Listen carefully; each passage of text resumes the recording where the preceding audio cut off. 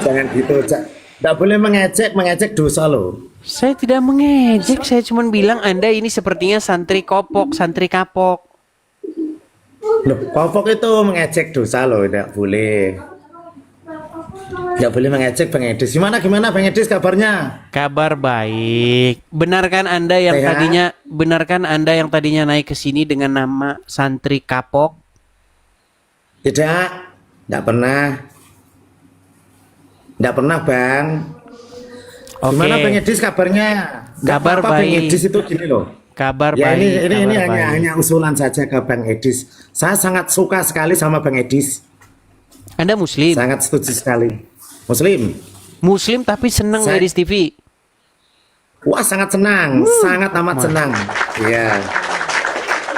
Islam tapi seneng siaran Edis TV. Ya memang harus begitu Bang. Sekarang umat Muslim Senang, sudah senang. malas nonton pengajian. Ya, nggak males. Nonton pengajian juga nggak males, senang. Saya nonton Edis TV juga senang. Terima kasih Kak Evelyn, makasih. Begini, Ya. tadi ini kita berbicara mengenai semenjak Muhammad jadi nabi, semenjak itulah turun ayat perempuan-perempuan boleh menyerahkan diri kepadanya, betul? Ya, betul. Enak jadi nabi. Ya kan nggak semua orang bisa jadi nabi toh. Kenapa sejak Muhammad jadi nabi, perempuan-perempuan boleh menyerahkan diri kepadanya? Ya nggak segitunya. Itu mungkin salah pengertian mungkin. Salah pengertian, gimana ya tidak lah. Nah, Coba. salah pemahaman. Oke, pemahaman yang benar gimana? Nah, pemahaman saya gini Bang Edis. Bukan, jangan pemahaman Anda. Nggak Pemahaman bisa yang orang. benar seperti apa? Pemahaman yang benar menurut ilmu yang pernah saya dapat itu gini Bang Edis. Jadi memang setiap agama itu memang punya pemahaman sendiri-sendiri. Termasuk agama Islam. Agama Islam itu juga punya pemahaman sendiri-sendiri. Memang saya yakin Kristen pun juga saya yakin punya ada beberapa pemahaman yang berbeda. Yang nantinya di situ pasti ada gap-gap atau perbedaan pendapat, perbedaan pemahaman itu Bang Edis. Kalau di agama kami di Islam itu pemahaman itu sampai imam itu juga banyak kok. Imam kita ada Imam Bang, Bukhari, sebentar Imam Bang Arif. Syafi'i. Ini nggak nyambung loh Bang Arif ini. Kita nggak nyambung loh. Ya, Tadi itu saya tanya, sejak Muhammad jadi nabi, gini loh. Gara-gara Muhammad jadi nabi, kenapa ada ayat perempuan-perempuan boleh menyerahkan diri kepada Muhammad? Maksudnya begini loh. Menurut ayat Al-Quran, siapa saja perempuan yang kalau dia mau sama Muhammad mau berhubungan seksual, maka boleh, gitu loh. Kenapa seperti ya, itu? pemahaman saya enggak gitu. Kalau pemahaman ajaran kami yang saya terima tidak seperti itu. Berat ini teman-teman. Baik. Itu pemahaman Anda. Itu pemahaman Anda nih. Saya kasih nih ya. Saya kasih Ya. hadisnya ya. Iya, enggak apa-apa. Itu aja ada di dalam Sahih Bukhari nih. Waduh. Ya. Bukhari. Hadis Bukhari nomornya 4414. Nih ya. Ya. Kita ulang lagi. Oke, kita marah. tunjukkan. Iya, Jangan marah masalahnya Bang Edis ya. saya tidak marah, Bang. Cuman ini kita ini jadi mengulang-ulang terus. Tapi ya nggak apa-apa lah, karena orang Islam kalau nggak diulang 1000 kali nggak paham. Ini Bang ya. Ini Memang hadis. saya enggak tahu. Oke. Ini hadisnya Sahih Bukhari, nomornya 4414 dalam kitab tafsir Al-Qur'an. Oke. Nah, Iya, ini toh. sehubungan dengan surat Al-Ahzab ayat 51. Mm-mm. Nah, ini telah menceritakan nih dari Aisyah. Apa kata Aisyah? Aisyah bilang begini, saya selalu cemburu kepada setiap wanita yang menyerahkan dirinya kepada Rasulullah. Anda ngerti nggak, paham nggak yang dimaksud menyerahkan dirinya kepada Rasulullah? Paham saya. Apa? Kalau sesuai pemahaman ilmu yang pernah saya dapat, menyerahkan itu menyerahkan jiwa, menyerahkan jiwanya, tidak raganya loh ya, jiwanya. Maksudnya itu ya menyerahkan itu. Masa mau kita omongin di sini? Maksudnya itu perempuan menyerahkan diri kepada Muhammad tuh maksudnya menyerahkan diri, badannya itu diserahkan sama Muhammad. Kalau jiwanya kenapa? Tenang. Kalau jiwanya kenapa Aisyah cemburu? Tahu nggak penyebab dia cemburu apa? Karena perempuan itu menyerahkan tubuhnya kepada Mamat. Gimana? Itu pemahaman kamu mungkin. Kok pemahaman Kalau saya? Baik, saya lanjutkan lagi. Saya selalu cemburu kepada setiap wanita yang menyerahkan dirinya kepada Rasulullah. Lalu Aisyah berkata, saya berkata, apakah seorang wanita menyerahkan dirinya tanpa mahar ini? Hanya diserahkan begitu saja, nggak ada maharnya. Maka Allah Azza wa Jalla menurunkan ayat, kamu boleh menangguhkan, menggauli siapa yang kamu kehendaki di antara mereka. Maksudnya istri-istri. Dan boleh pula menggauli siapa yang kamu kehendaki. Dan siapa-siapa yang kamu ingini untuk menggaulinya kembali dari perempuan yang telah kamu cerai, maka tidak ada dosa bagimu. Maka saya Aisyah berkata, demi Allah, saya tidak melihat Rabbmu, Tuhanmu, kecuali sangat cepat memenuhi keinginanmu. Jadi Aisyah tahu bahwa keinginannya Muhammad itu yaitu, dan Allah sangat cepat memenuhi hawa nafsunya Muhammad. Makanya saya bilang bertobat daripada ngikutin Nabi yang kayak Muhammad. Itu salah pemahaman itu. Kok salah pemahaman? Iya. Waktu Kok itu salah pemahaman. Bagaimana? Salah pemahaman. Jadi tidak bisa ditiru itu. Kalau manusia biasa, tidak seorang nabi itu tidak bisa. Iya, makanya saya bilang sejak Muhammad jadi nabi, sejak itulah perempuan-perempuan boleh nyerahin dirinya sama dia.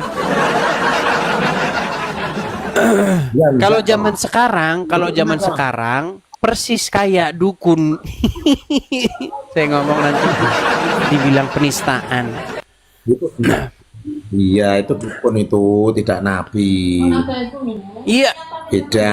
Iya, karena kalian tidak tahu yang mengakui Muhammad Nabi kan hanya orang Islam. Betul tidak? Kalau ada, ya betul.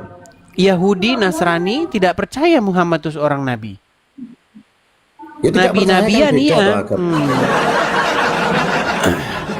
Ada ajaran seperti itu. Kalau di Islam ada yang pengertian seperti itu, Bang Edis bisa mengartikan seperti itu, dan saya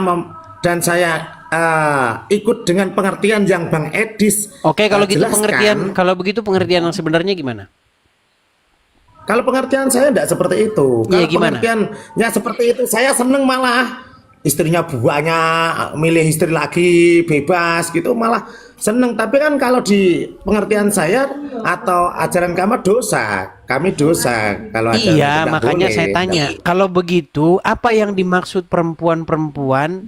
Aisyah cemburu melihat perempuan-perempuan yang menyerahkan diri kepada Muhammad.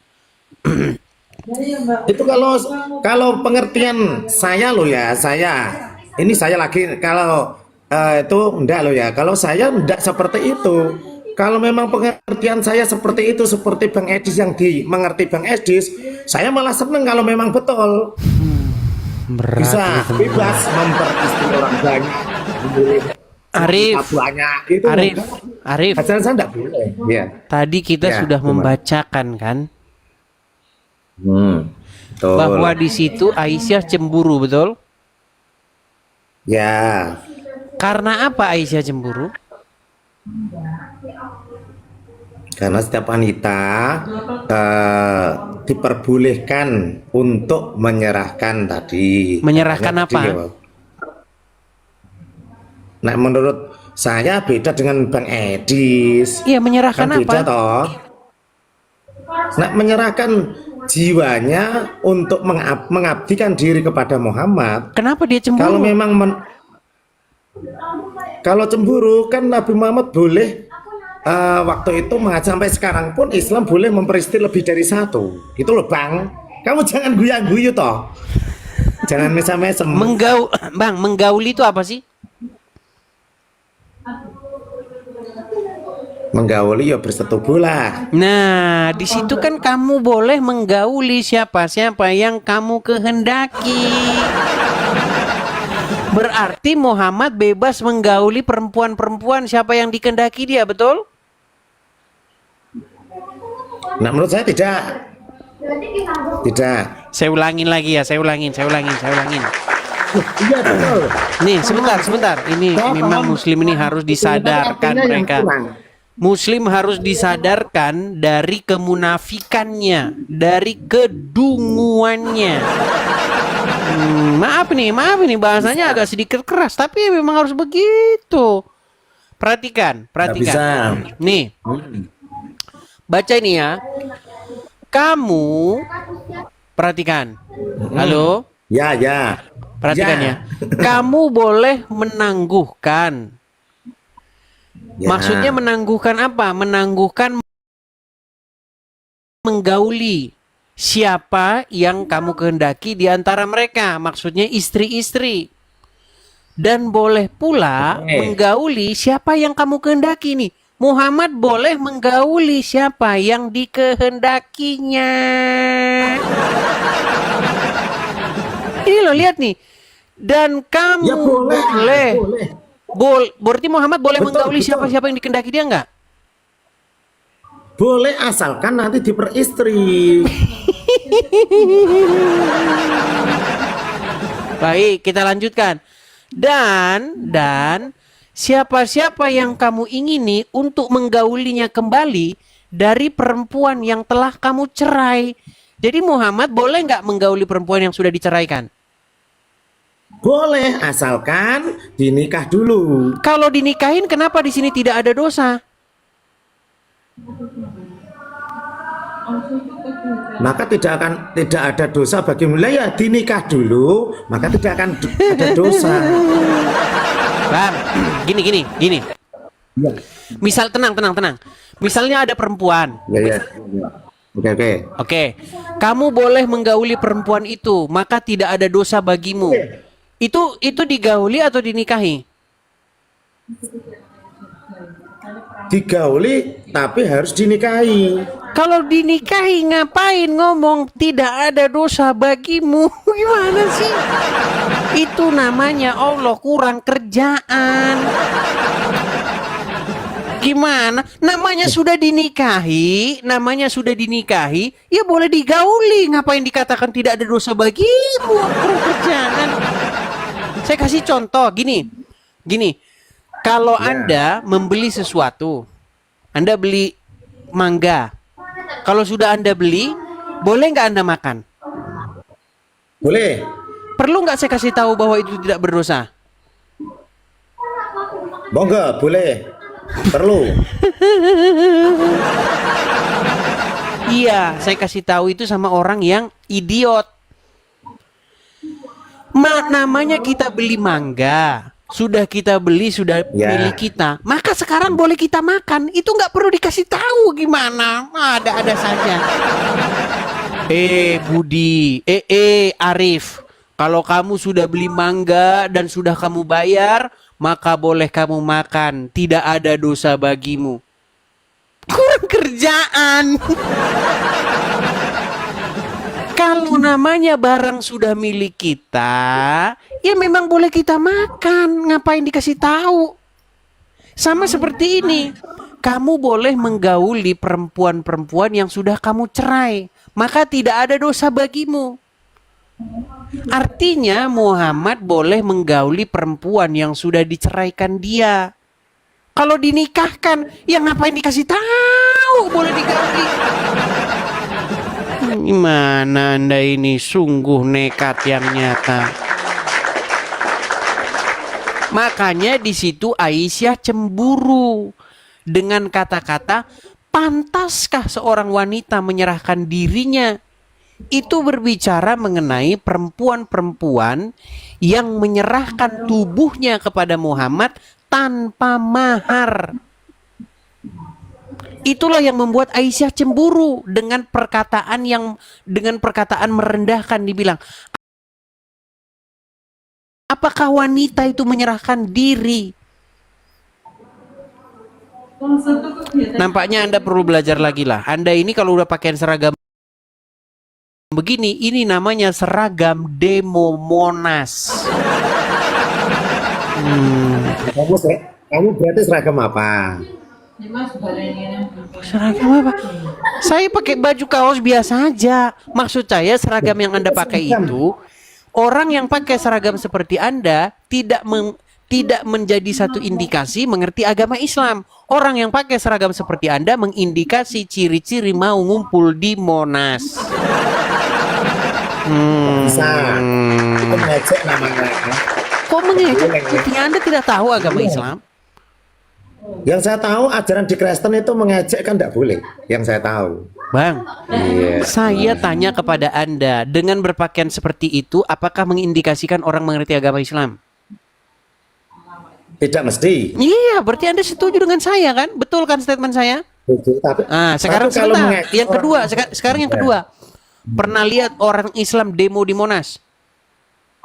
Ya pernah lihat. Pernah lihat orang Islam unjuk rasa? Pernah. Seragamnya kayak Anda itu. Itu hanya di mana saja, kan ada yang di tempat ibadah. Ya banyak seragam seperti saya. Iya, tapi seragam Tempat seperti Anda ini seragam demo di Monas. Saya tunjuk ini. Nih. Ya mesti. Mana lagi. Ya. Kita ketik nih, Nggak kalau mesti Anda tidak medis. percaya, biar Anda tahu itu seragam demo di Monas. Tidak percaya, perhatikan ya, nih. Saya putarkan ya, nih.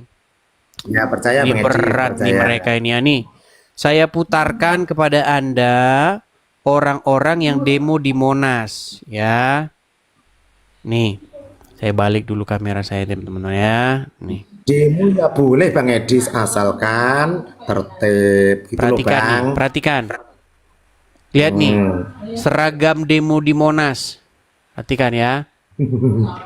Bentar, saya unikan dulu. Nah, lihat nih. Aduh, gimana cara memperbesarnya ini teman-teman? Nih, ini kan demo di Monas. Nah, seragamnya persis seperti Anda nih. Tuh. Itu seragam. Itu.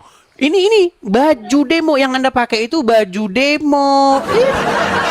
Sama kan? Persis. Kopiah putih, baju putih. Nggak